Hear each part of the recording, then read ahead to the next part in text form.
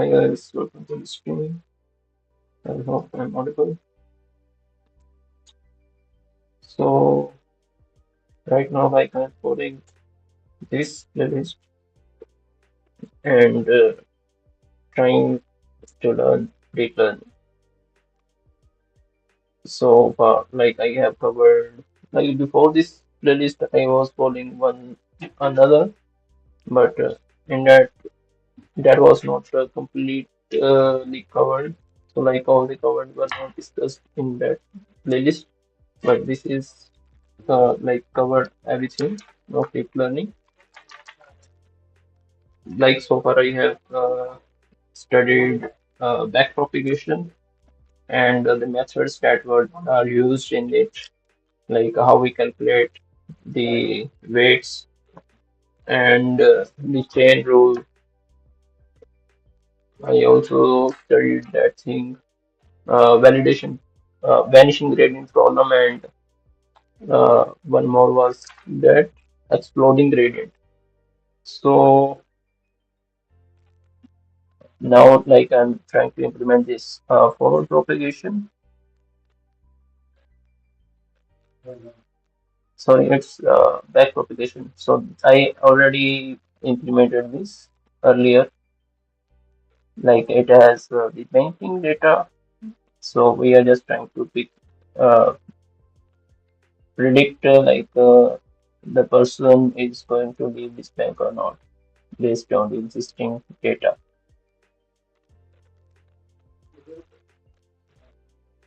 So that's what is going on.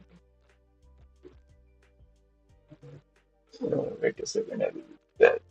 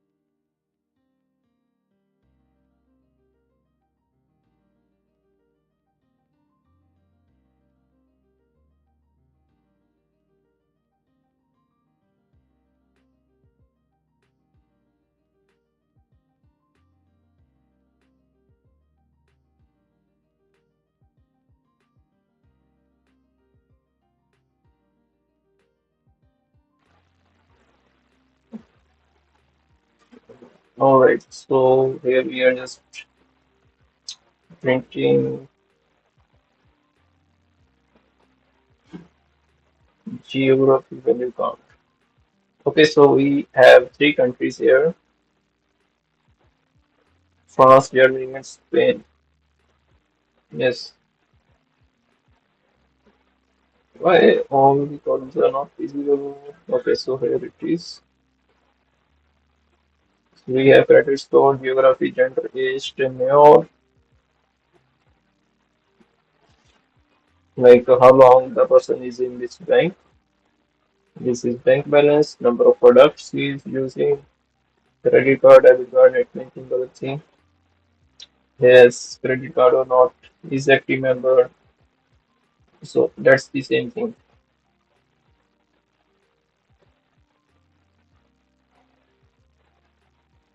Okay, so we have 5,457 male and the rest of them are female. And most of the people are from France. Then Germany and Spain are equal.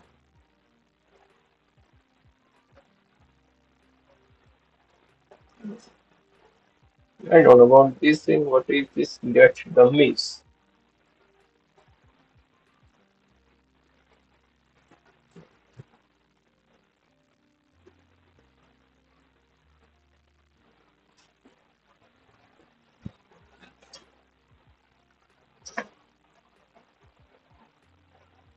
Okay, so get dummies just created, converted this to numerical values. So here they are just using Germany and Spain, and from the combination of both, we can predict that the other value France, and 01 is for male female.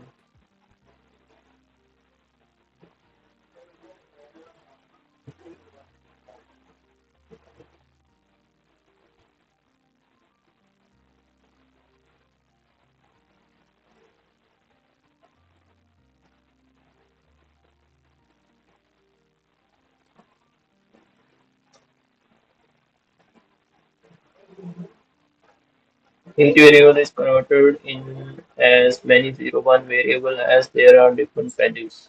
Okay, columns in the output are each named after a value. If the input is data frame, the name of each variable is dependent to the value. Suppose it only convert to 0 and 1.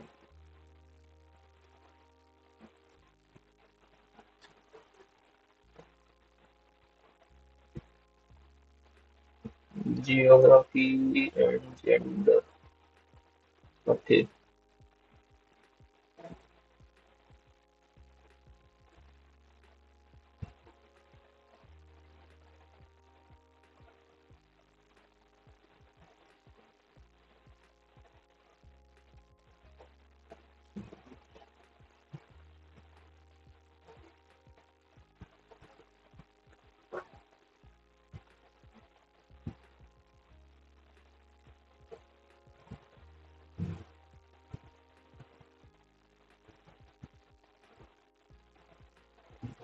What is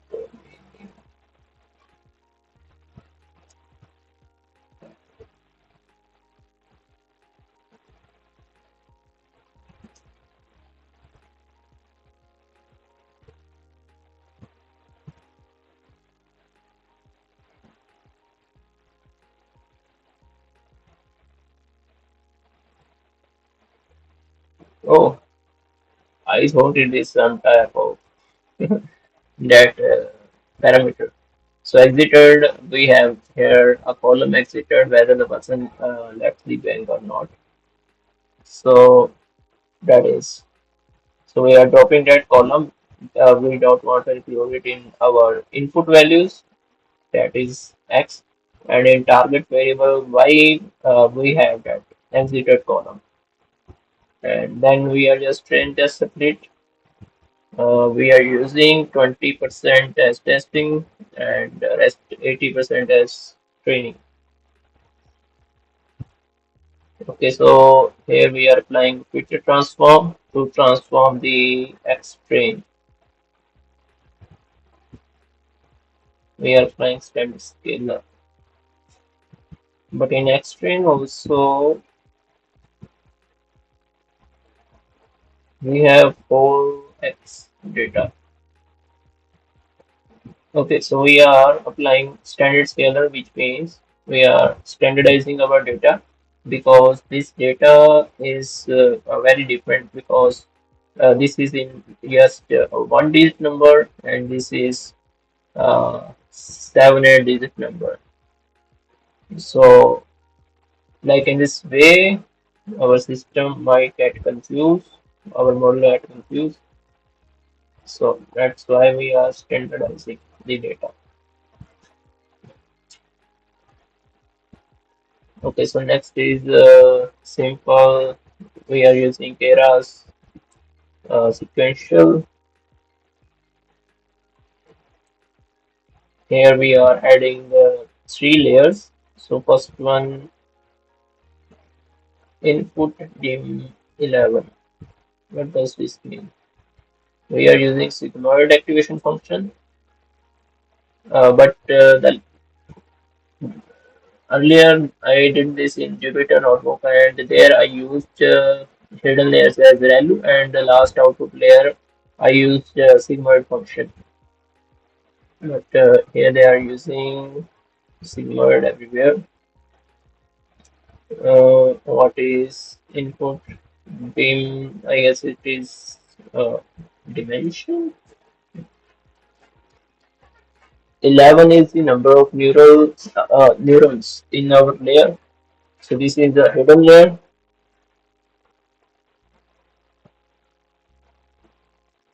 Dense 11 specify the layer being added is a dense, fully connected layer with 11 neurons. Yes, and this is activation function inputting. This indicates that the input to this layer will have 11 features. Okay, so like our X-train has 11. We will be using this credit score, age, 1, 2, 3, 4, 5, 6, 7, 8, 9. We will not be including this 10 and 11. But it is showing me 12. Why they are saying it's why they are using 11?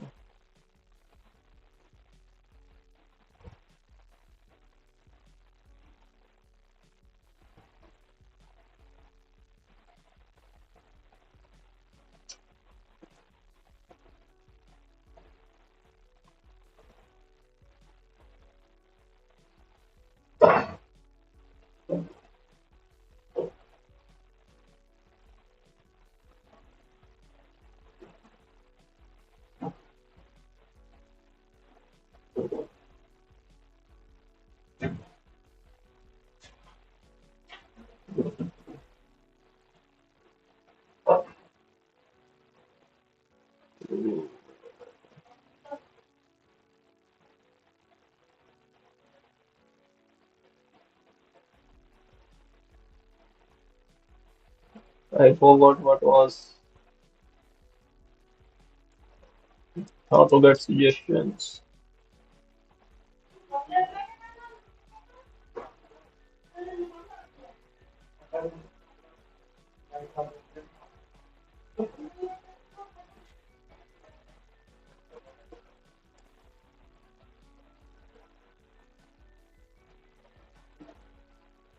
Shape. Yeah. Yes. So we have 11. It means 0 to 11. No? Or just 11. 1, 2, 3, 4, 5, 6, 7, 8, 9, 10, 11. Okay, so it is 11. Mira, mira, mira, mira, mira, mira, mira.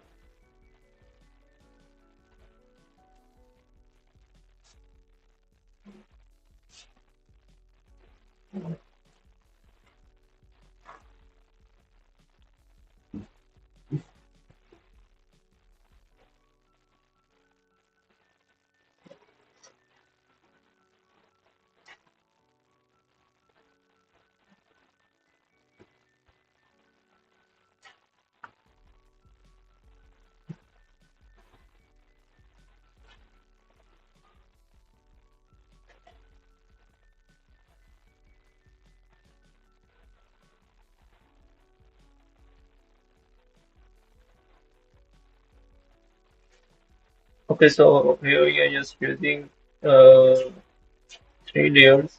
This is input, hidden, and final activation layers.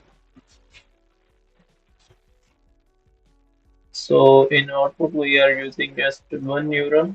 So that will just depict like 0 or 1 binary output, which means the person is going to exit from the bank or not. Model summary. This is new to me. Model summary. Uh, okay, so we have these layers. This is the output, and these are the parameters 132. How? this 132 number came 11, 11,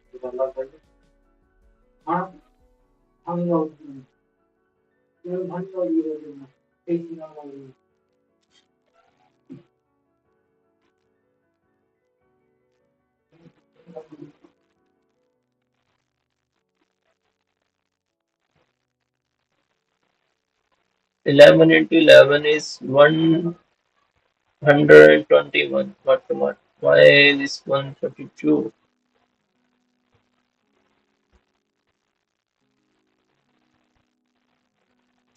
My input layer has 100 and sorry 11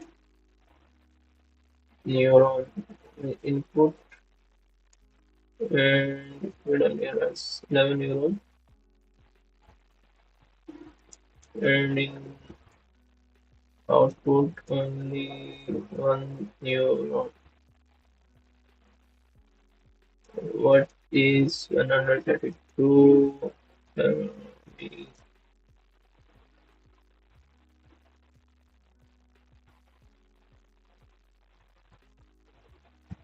uh, I guess this is the way. Okay, so let me just calculate this.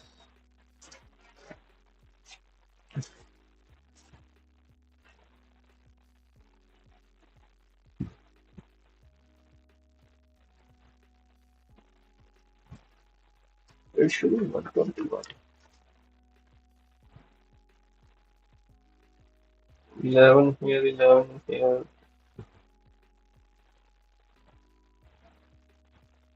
I guess they added bias.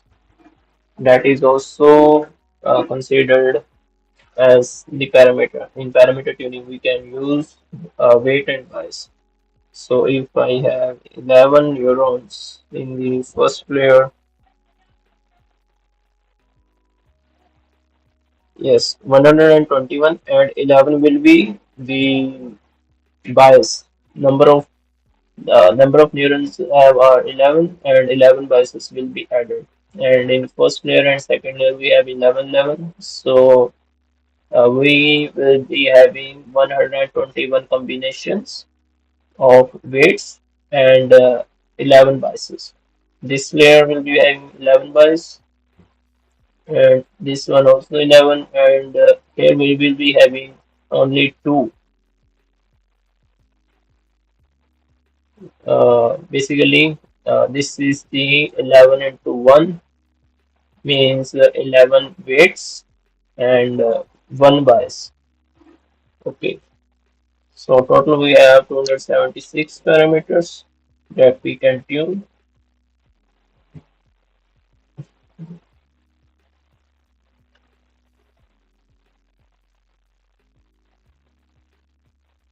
Okay, so here they are using Adam optimizer that I don't know about it, and Mindro, Cross and Shopee I also don't know about this. And metrics we are using accuracy. Accuracy is calculated as I guess prediction and actual the difference between both and scale.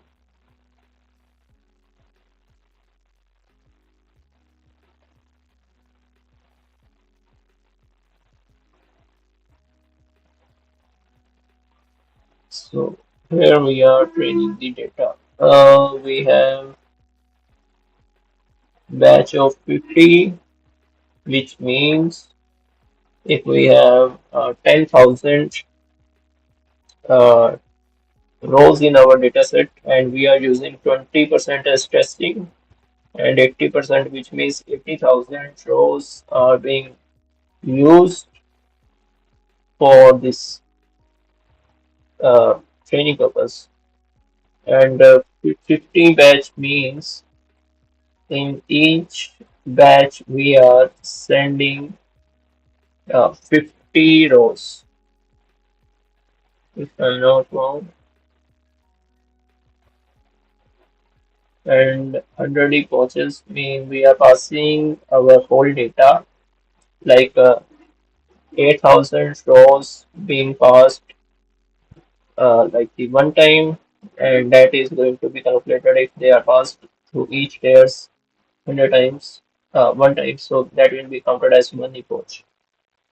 What does this mean?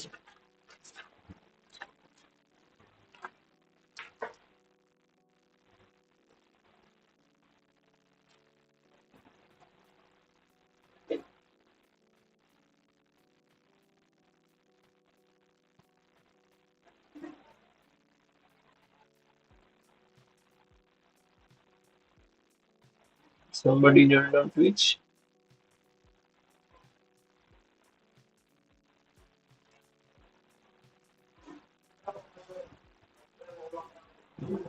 Okay, particularly when using libraries like eras, verbose is a parameter that control the amount of information that is displayed during the execution of tasks, such as training a model or making prediction. Here, what's in different values?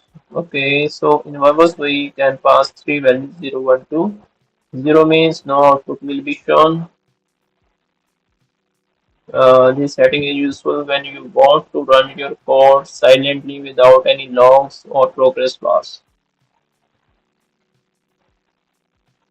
Basically, verbose is used to debug our code, I guess.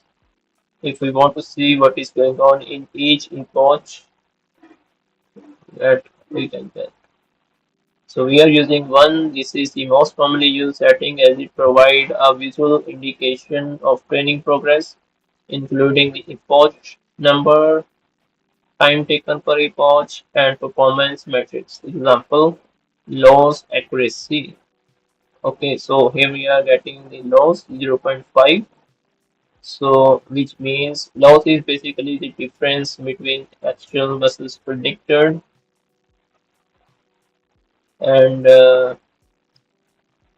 accuracy we are getting is 79%. Value loss 0.5 and value accuracy 0.79. I don't know about these two.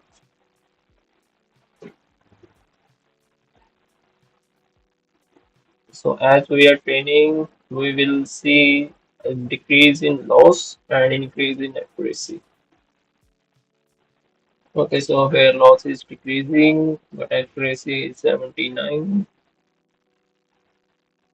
Okay, so 128. Accuracy is approximately same. If I change this, where is it? If I change it to ReLU,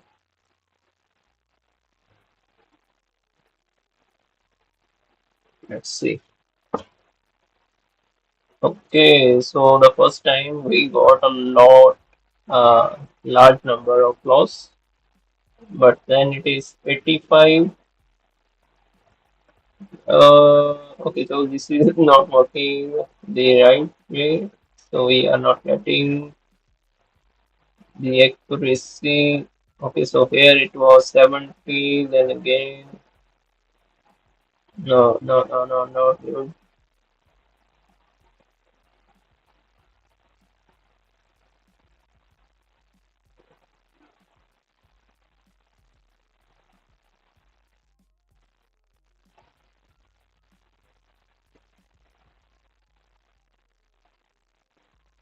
Okay, so let's change uh, this to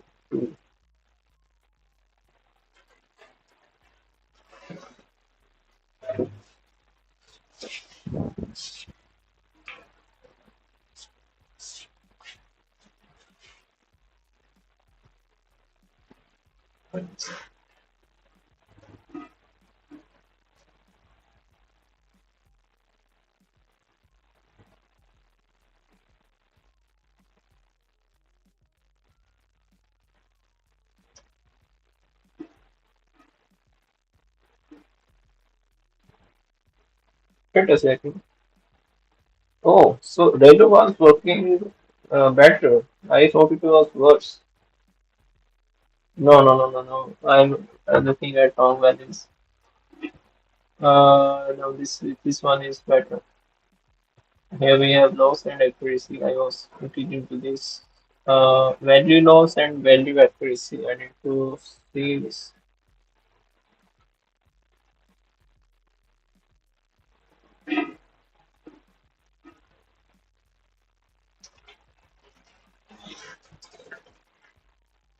In the context of training a machine learning model, particularly with framework like errors, value loss, and value accuracy are metrics that indicate the performance of the model on the validation dataset at the end of each epoch.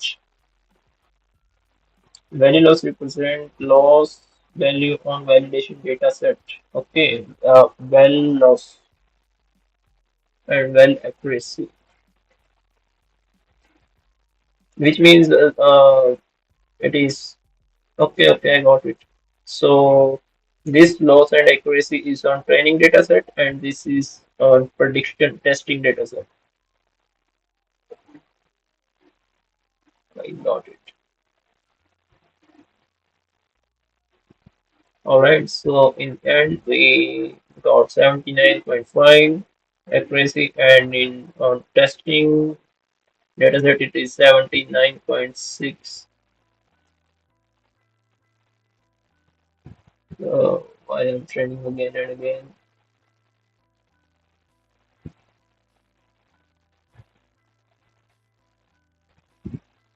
100 epochs and 128.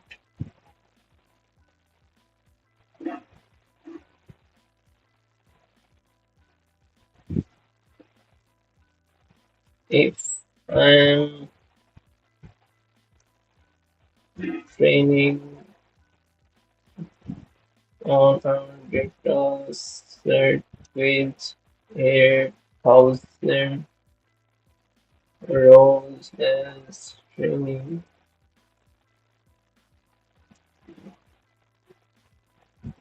and batch size is 50.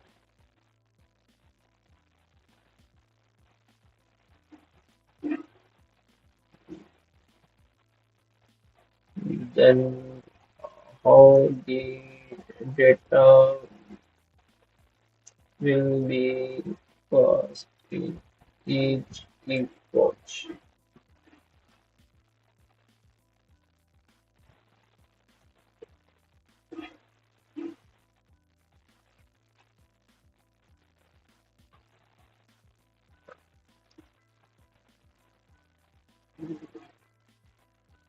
Okay, so one complete pass is like entire training data set. That is one epoch. A batch is the subset of training data. Instead of updating the model weight after processing the entire dataset, the model updates its weights after processing each batch.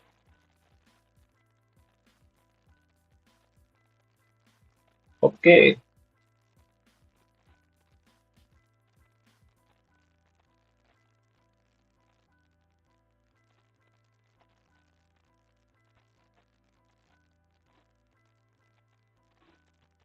so we have 8,000 rows and the batch size is 50. So here we are using back propagation, which means updating the weights and buys after each batch.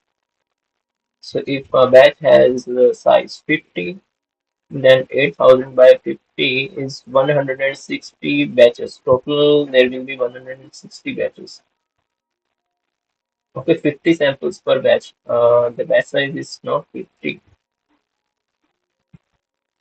Okay, batch size is 50. Okay, batch size is 50, which means 50 samples in one batch.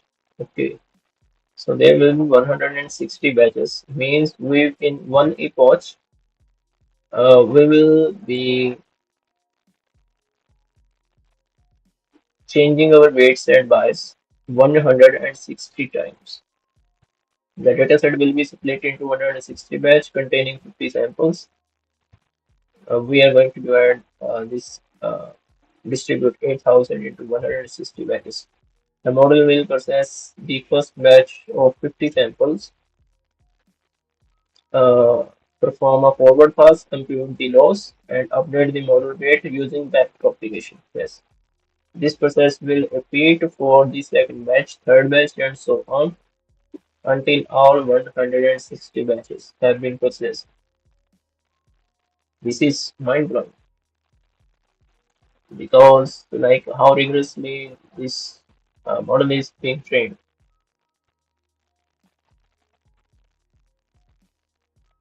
So, in single epoch, we are doing 160 times like that change.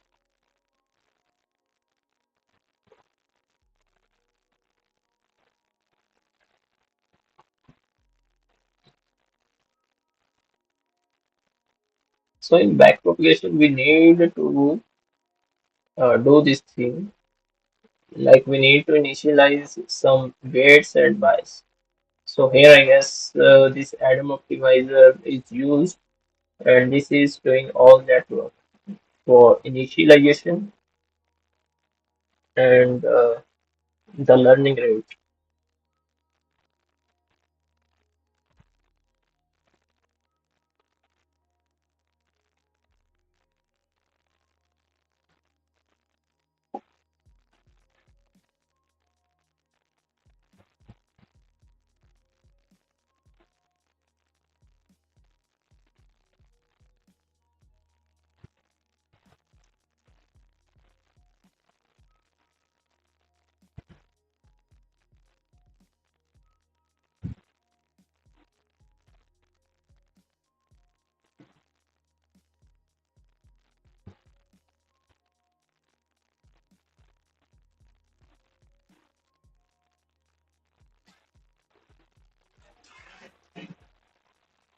Adam, adaptive moment estimation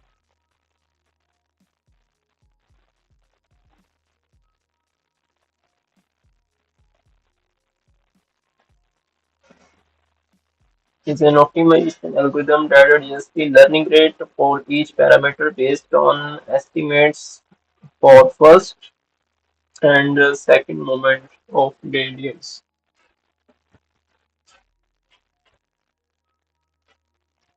So this is the one which is adjusting that thing, learning rate.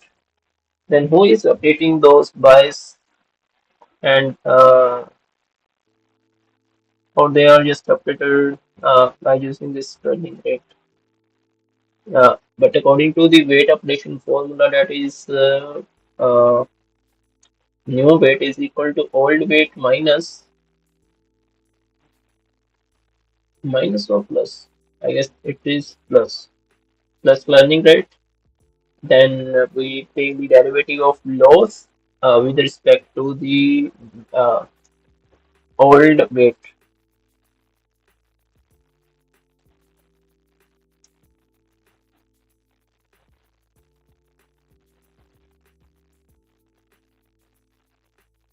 So this is the weight updation formula. I don't get this like some like here they are using addition here, but here they are subtracting. The difference is this gradient. This is learning rate. Then yi minus yi dash, that is also that slope thing into xi. Okay, so there are two formulas and I am getting confused. But I guess it is the same way of writing that thing here. But when we do derivative, maybe at that time somehow there is subtraction symbol.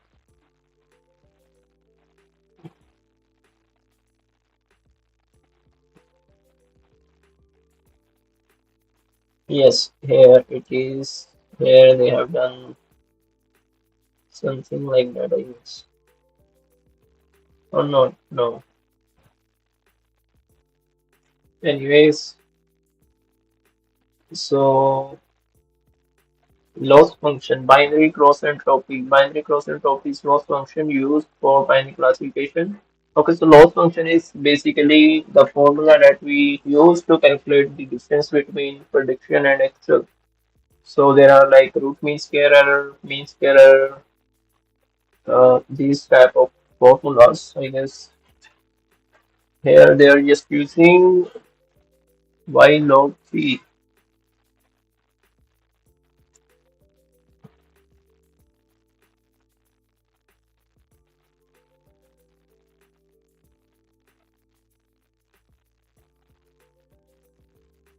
Binary cross entropy is different than other RMSE and MSE.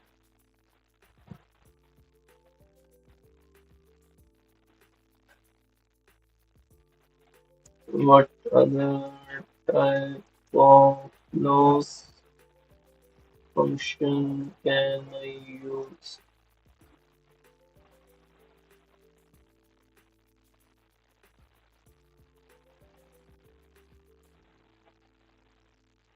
MSE, MAES means scared error.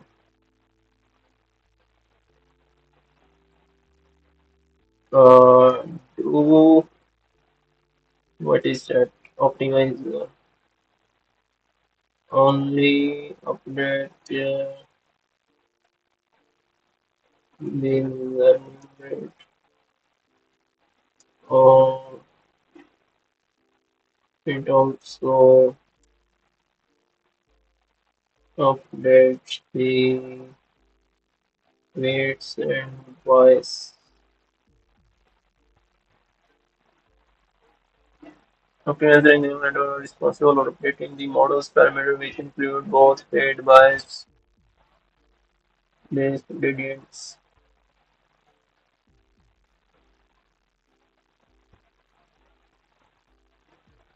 based on gradient compute during backpropagation. The learning rate is just one of the hyperparameters that influence how these param updates are made.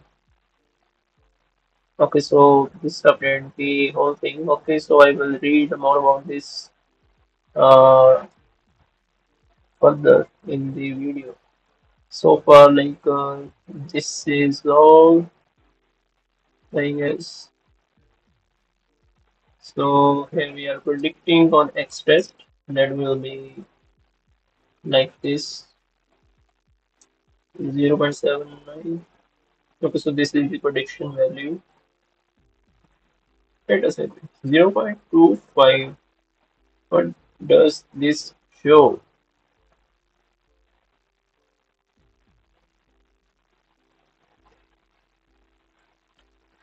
Okay, so I guess it is showing the percentage. Okay, so we are using sigmoid. So it give our value between 0 and 1. So it is showing the probability of the person going to leave or not, if I'm not wrong. So here I guess there are 25% chance for this, but in actually we wanted that thing either 0 or 1.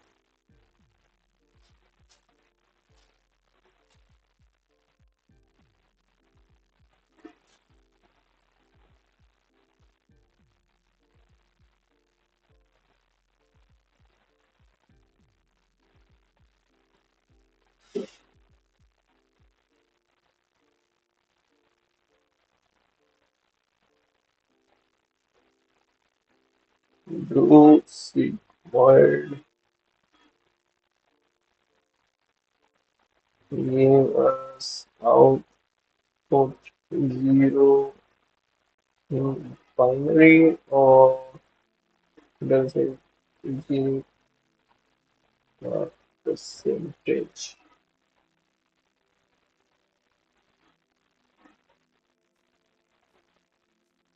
Output is 0 and 1, not the percentage. But why we are getting that thing? Always in the range 0 and 1. Thresholding for binary output probability. It is.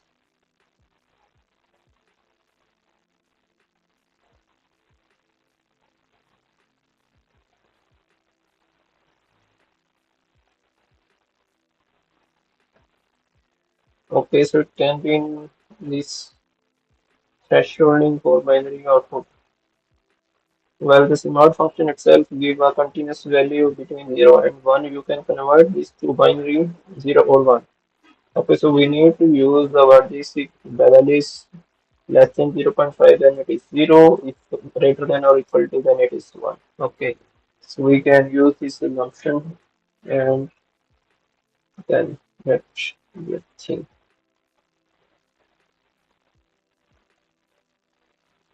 What does this mean? Argmax minus 1.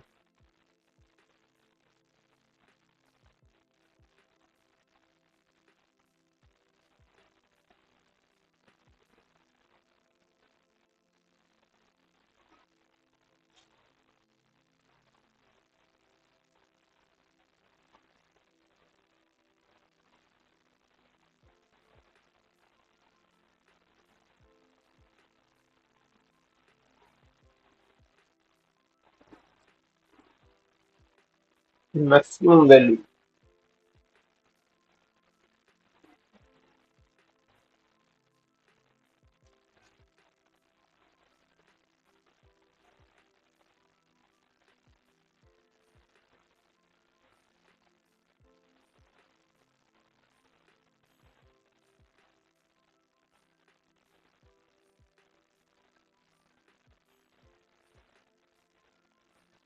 Okay, so maximum it is 0.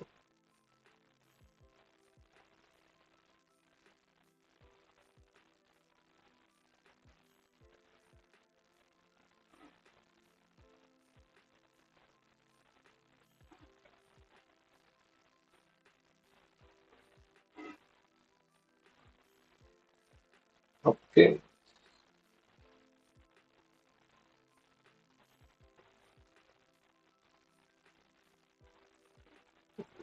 basically how much logging you want.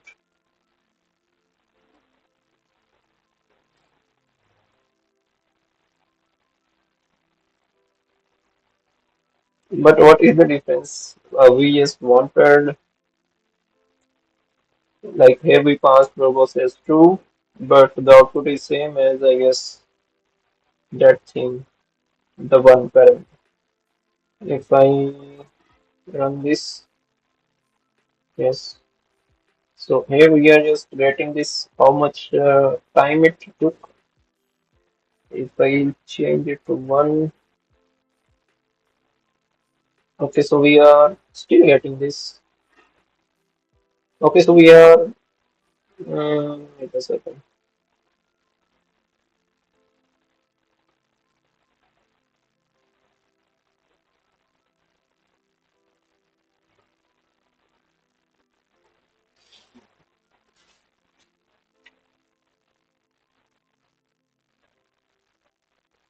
Okay, so let's move forward.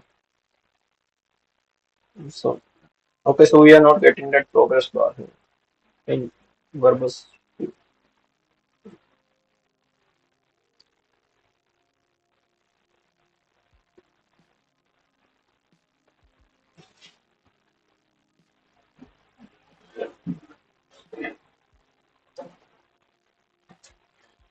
Alright, so I'm going to watch the video next.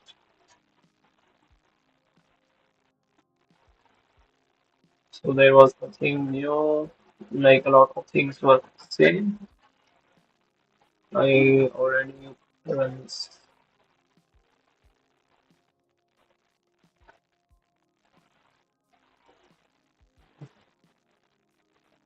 I will be back in few minutes.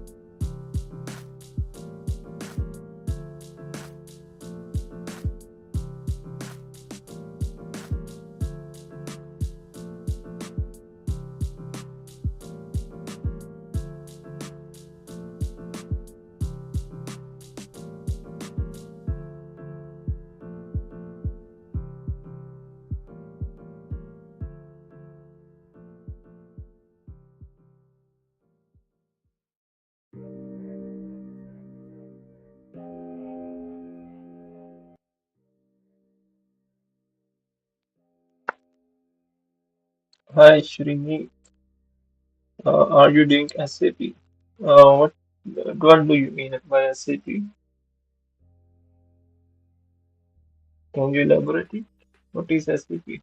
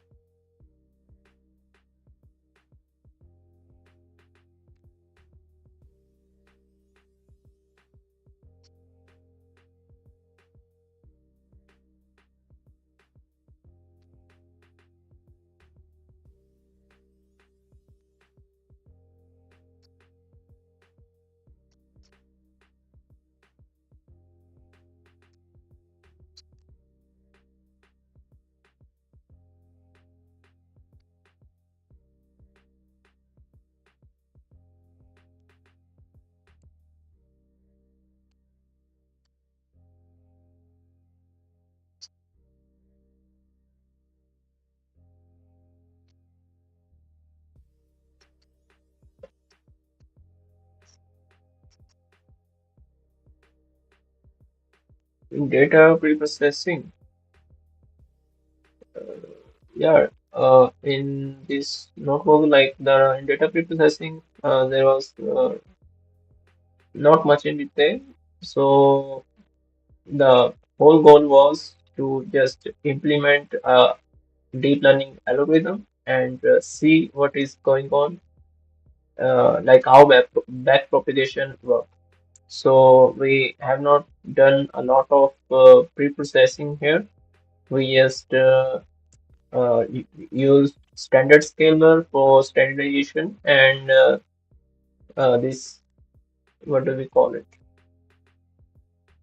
Transformation of from categorical to numerical data. So we just did that. Other than that, we didn't calculate that z just index and other things. So yeah.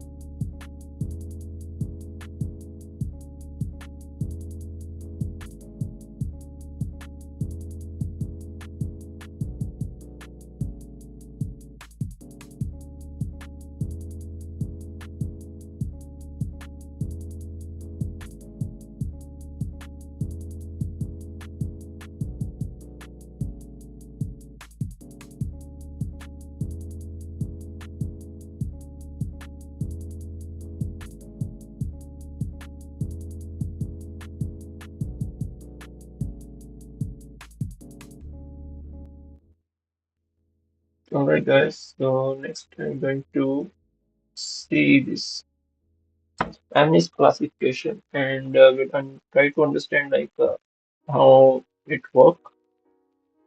So in amnist, there is we have this data set of digits, handwritten digits, and we are trying to predict the actual. So what is written in the handwriting with respect to the output from 0 to 9. So we are importing TensorFlow, and from TensorFlow we are importing Keras.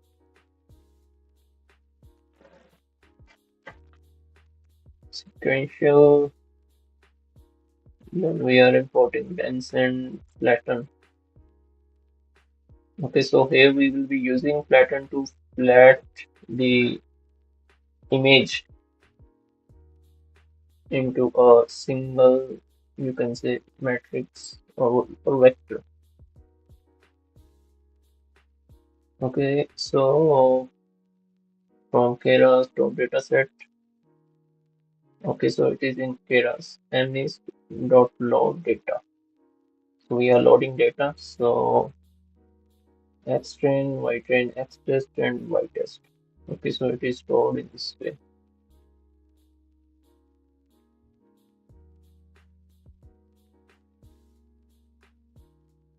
Let me first select the GPU. How we can select that?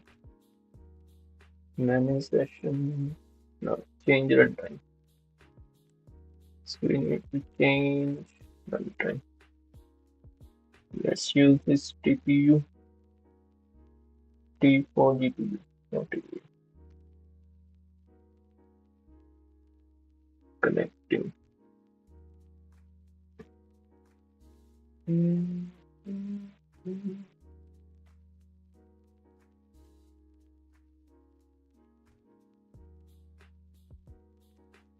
Okay, so in XTest node shape, we uh,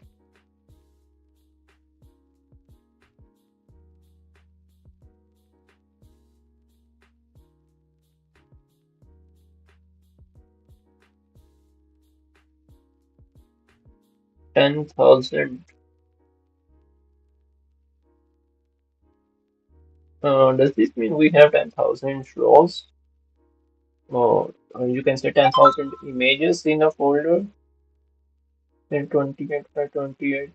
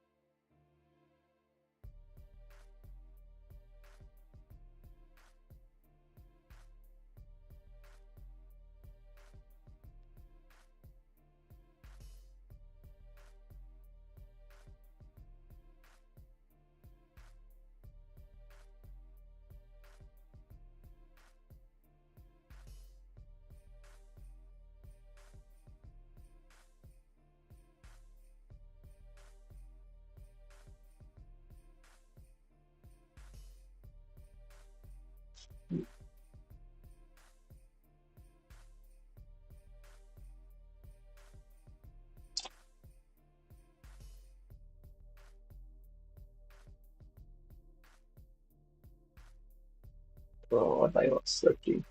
Yes, in M means data set of digits. What does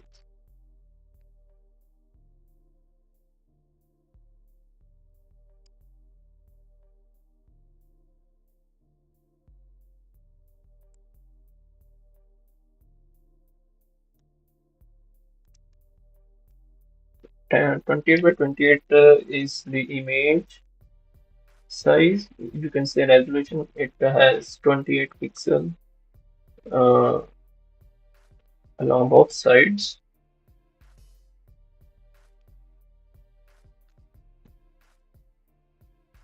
If I just try to print this, so this is how it is going to look like. So I guess this is the first image, 28 pixel along this and 28 along this side.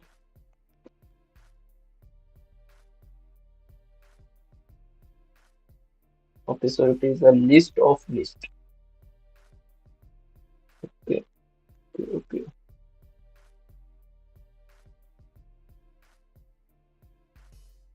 Number of images are 10,000 and it contain a total of 70,000. Okay, so okay. So in testing we are using this much, 10,000.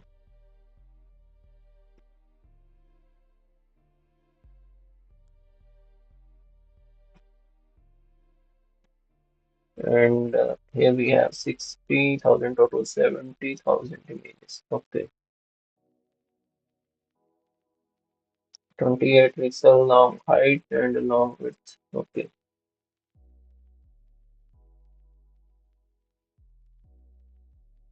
so white trains include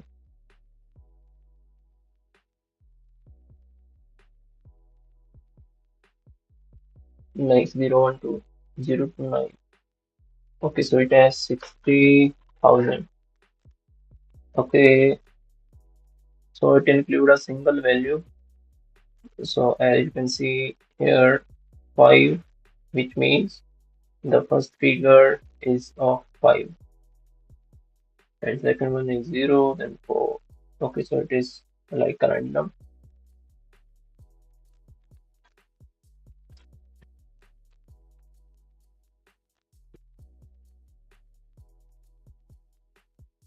In next train, the second image is of 4. Here you can see zeros. This is first and second. Second is 4. So this is like the actual value, and this is the image. So it has 28 by 28 pixels. What we are doing there? Okay. So basically, if I try to print X string 0,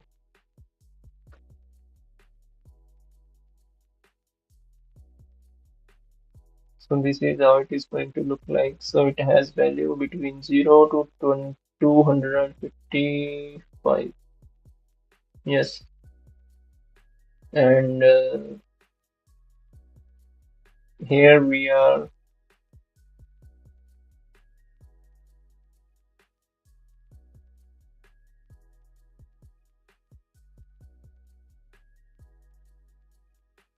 So here we are dividing by 255, which means we will get the values between the, you can say, gray gray shades between 0 to 1. Yes, so this is like 0.999 max value, I guess. Okay, so we just normalized it.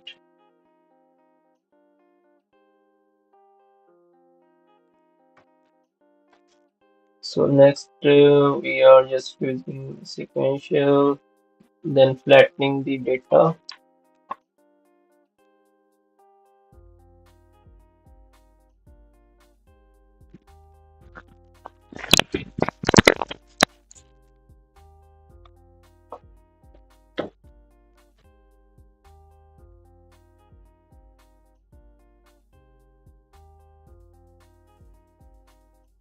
Please show site, create a roadmap. There are a lot of videos on YouTube of roadmaps you can watch. So I'm not like you can say a kind of content creator. I'm just streaming myself, learning the sharing my journey of the learning of this process. So I'm learning Blender and this deep learning. So Yeah, initially my goal was to learn computer vision. Then when I went to LinkedIn and saw the job description, so their first requirement was the person should know machine learning, then deep learning, then you can say fundamental of images, image processing techniques, but modern algorithms in computer vision, so they all use that deep learning algorithm. So they require PyTorch, TensorFlow, these type of libraries. So everything in the background is like that, this deep neural network. So that's what I'm like learning now. So far I have completed machine learning, not in depth, but yeah, basic understanding I have. So now this is like I'm learning deep learning. So I'm not finding it hard to learn now. So like I'm able to understand uh, these concepts and little bit of mathematics also.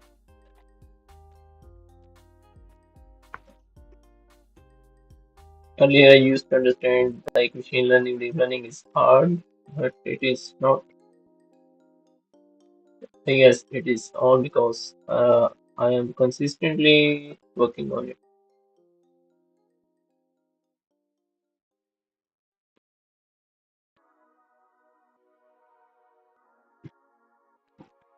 Okay, so in input layer we are just flattening our data and passing it. But why we did not specify the number of neurons in the input layer? I guess we should specify because in input layer we will be having,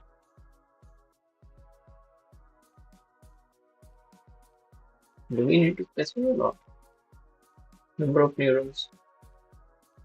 You are connected to GPU but you will not utilizing the GPU.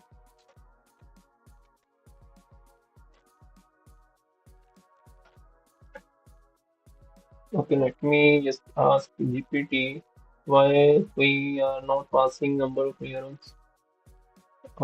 Because in this hidden we are going to use 128, and I don't know why here we are using 32 and here 10.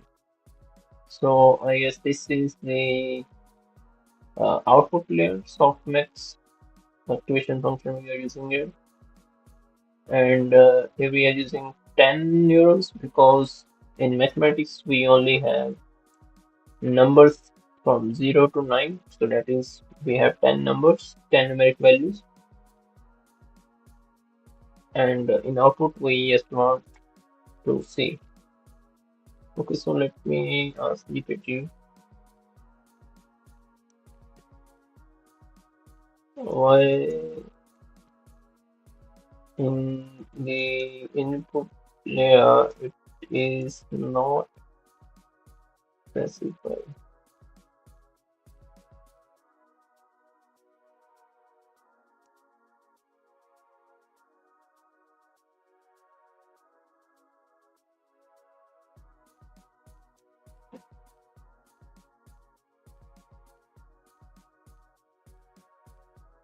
In the model you provided, the input layer use the flatten layer. Okay, okay, okay. Which transform the input images from 2D shape into a 1D shape. Let's break down. Okay, so the input shape you provide is 20 by 28, which represents the dimension of the input image. So our computer, basically deep learning model, is not seeing the image visually, but perceiving the data in a numerical way. And in future, I guess uh, this is going to be changed because the way we perceive the world.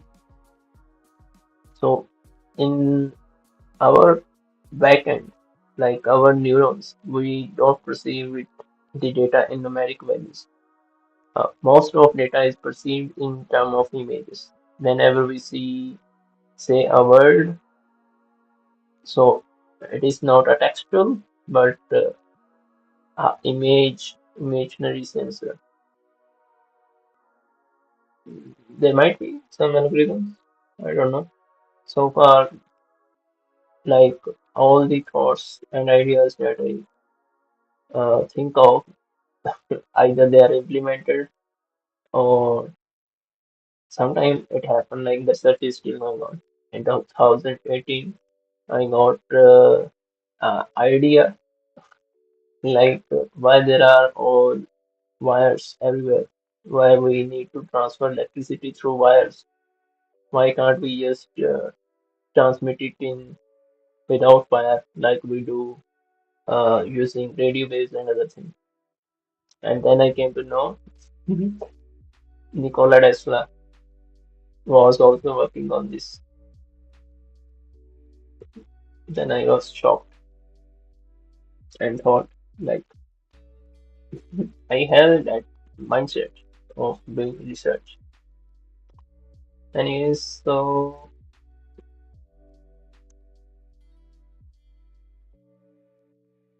okay, so the flatten layer takes a 2D input 2828, convert into 1D. Okay, so it is going to have 784 values in a single vector, or you can say list. Now, explicit neuron count. In Keras, the library often used for building models with a sequential.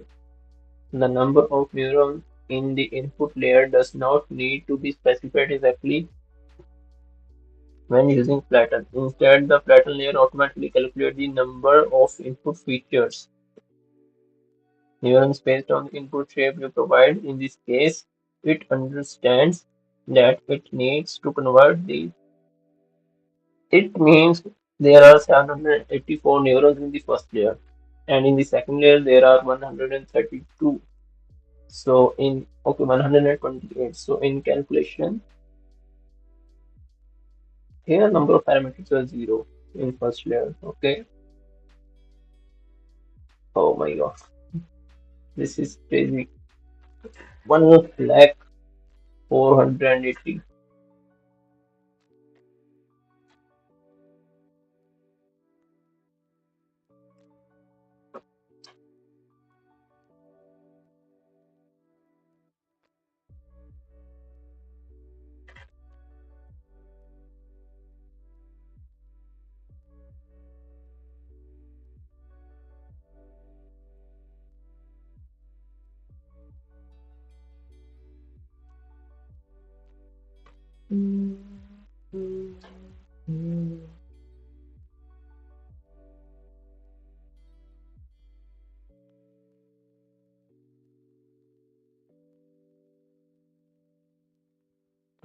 I hope the stream is going good so far,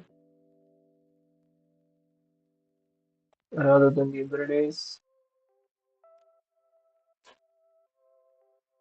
Okay, so here we are using loss, sparse categorical cross entropy and Adam optimizer. This is very famous. Matrix accuracy. So here we are training. I guess I implemented this, but not in neural network, but I guess I used some other machine learning algorithm for predicting uh, SPM, I guess I used. I don't remember.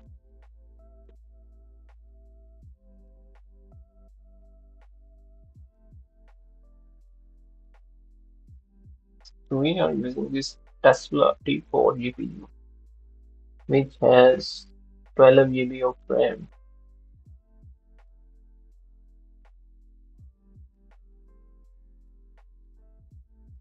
Are they using 8 GB plus 4 GB mix RAM? I'm also thinking of expanding RAM of my system. I'm thinking to buy 16 GB 3200 megahertz, and I'm also thinking like I have two slot. I will. use 16 GB plus 8 GB, combination 24 GB, but I watched some videos. I guess it is not gonna work because you can think of it as like you have two memories and they are connected to two parallel pipes, and computer is thinking their capacity is same, and it is they might it, I don't know like whether it will work or not. It might can work.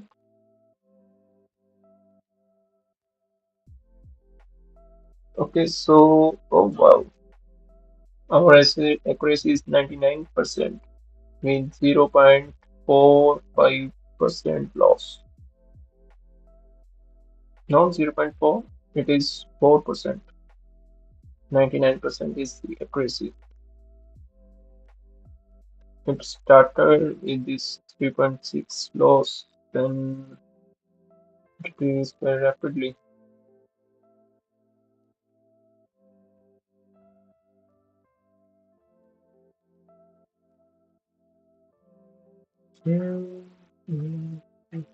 Okay, so this is like all the things are same.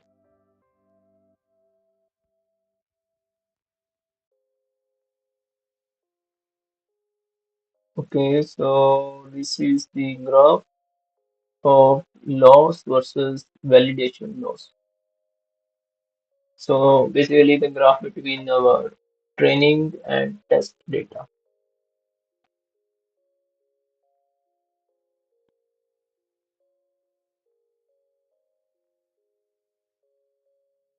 What is history accuracy and validation accuracy? Okay,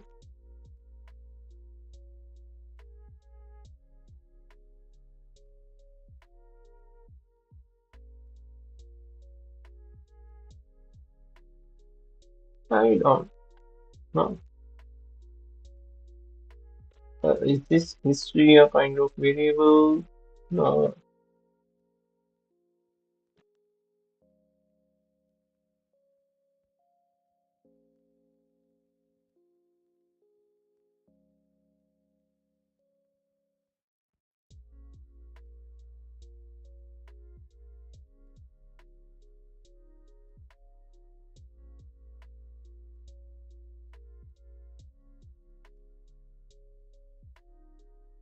Okay, so we are testing it first. This is true, and then we are passing our test image one index, reshaping it to 1 to 28, 28.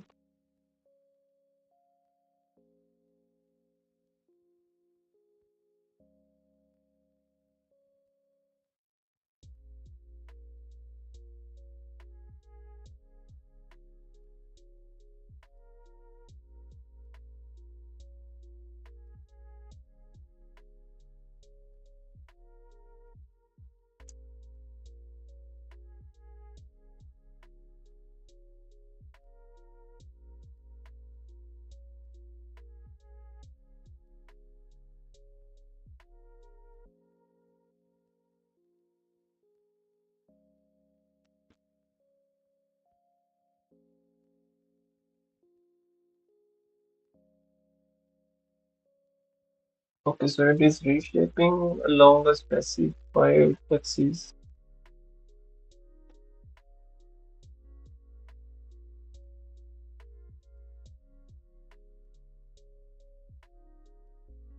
Okay, so it is linear. Yes, yes, 28 by 28. This is the original, and we are converting it to 1 into 28 by 20. Is it a kind of range?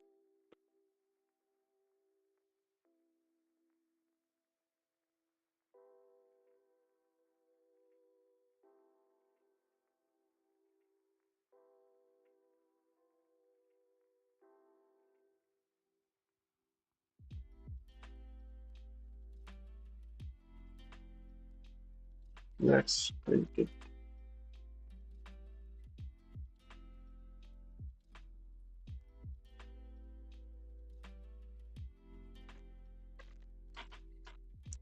So this is the original one, like this. And why we are not standardizing it to 0 to 1? If we reshape it,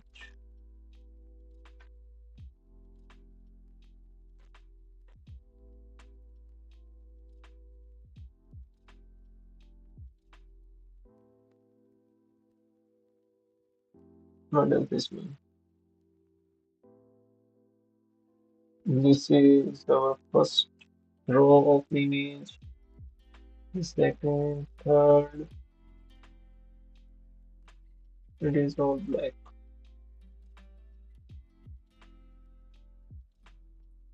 First, second, third, and fourth, we are getting this. According to graph, somewhere 4 and 7, yes. But what is the difference?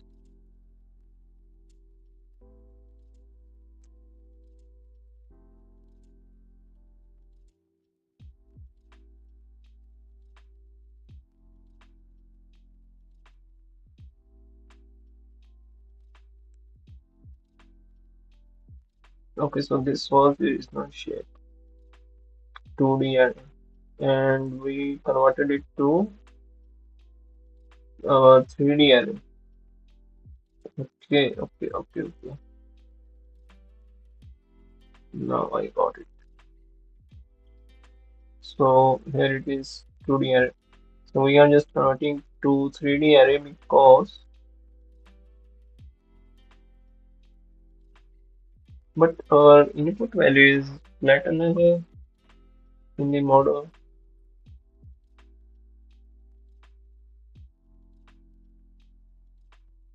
Okay, so let's see this input, like what happened when we flatten our array.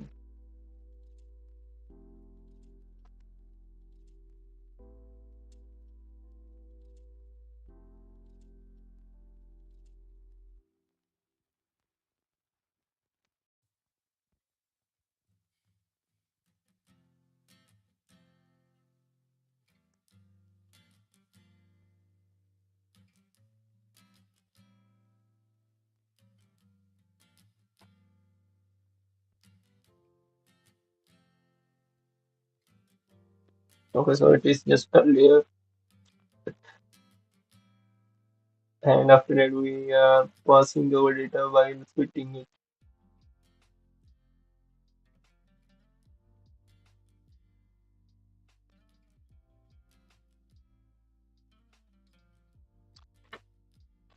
Alright, so this all in this. So let me watch the video.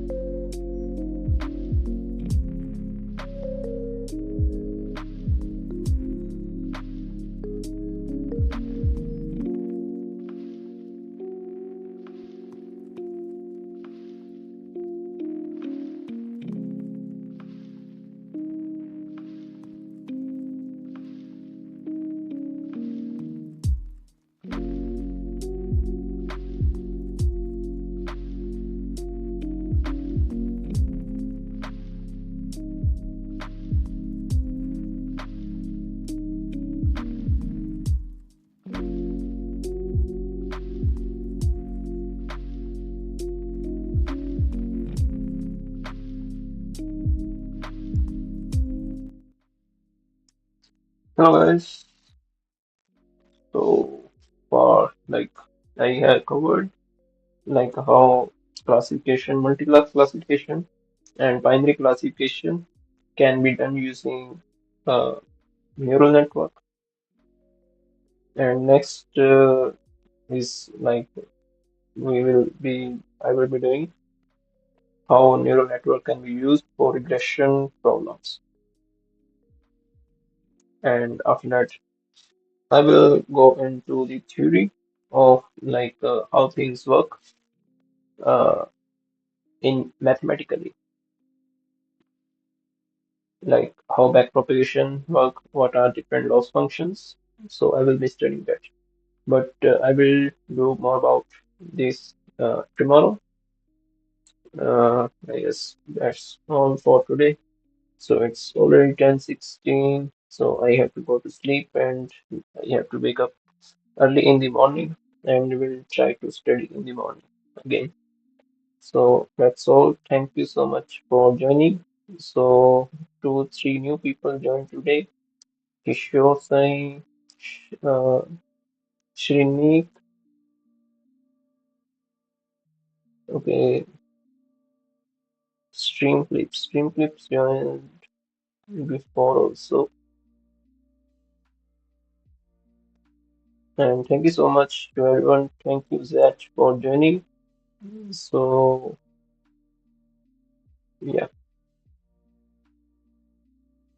and I will try to keep my this you can say tables clean a little bit. So like today it is a lot messy.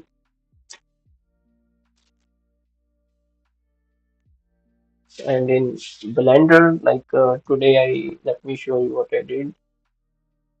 So I spent some time.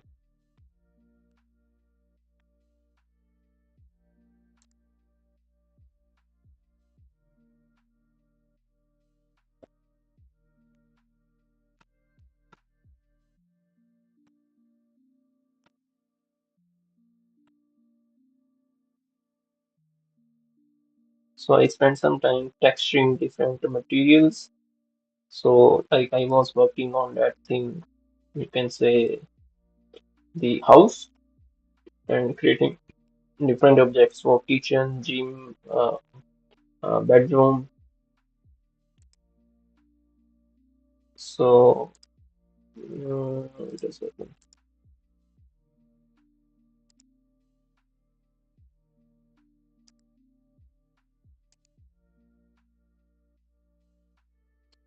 I guess it is not going to work. Okay, so I will just create a post on YouTube community. So I will post there. Okay, so this number. No, it is not going to work. Uh, but I tried to stream using that YouTube directly, and at that time, like in the afternoon, it was not using that much RAM, and my laptop was not hanging. So yes, so I was capturing this thermos, and this is the spoon. Uh, but in modeling, like I made a lot of mistake, but this is it. It don't look like spoon. So this is the small bowl.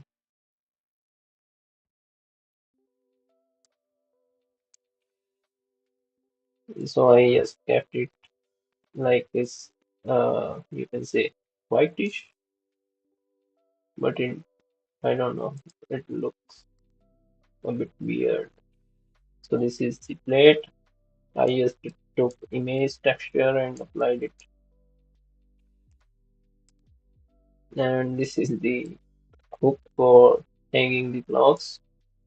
I used, you can say, golden metallic, and this is the steel on this hook. And this one is the fry pan, and I used steel texture, and this is a plastic a little bit, but it is not like a shiny or yes, like this. This is fruit bowl. So I made it transparent and then applied a glass texture. So this is like a really nice, but its quality is not that good. It is in 1K, but it overall is like I found it good. And this one is the fridge refrigerator. So I used steel for these handles and white for colors for adding this spot partition and a steel texture for this body.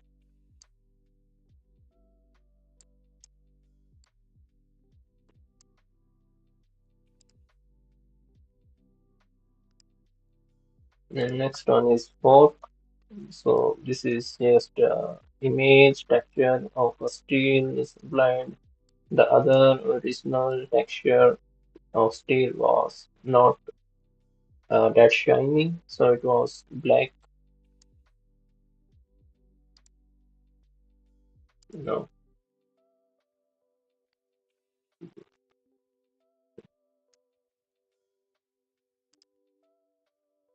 So I will just try to merge everything together in the room after completing this. And once this is done, it is going to be done, I guess, by tomorrow. And after that, I will start the next module, that is rig. So I will learn that and then finally animation. So that's all.